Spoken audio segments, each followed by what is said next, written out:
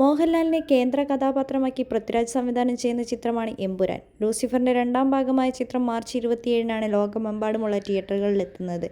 ആശീർവാദ് പ്രൊഡക്ഷനും ലൈക്ക പ്രൊഡക്ഷനും ചേർന്നാണ് ചിത്രം നിർമ്മിക്കുന്നത്.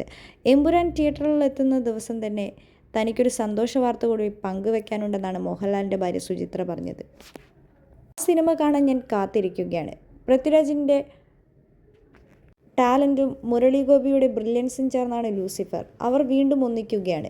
ആ ലോകത്തിൻ്റെ പുതിയ കഥയിലേക്ക് നമ്മളെ കൂട്ടിക്കൊണ്ടുപോകാനാണെന്ന് എനിക്ക് ഉറപ്പുണ്ട്. ഇത് പറയുമ്പോൾ എനിക്ക് രോമാഞ്ചം വരികയാണ്.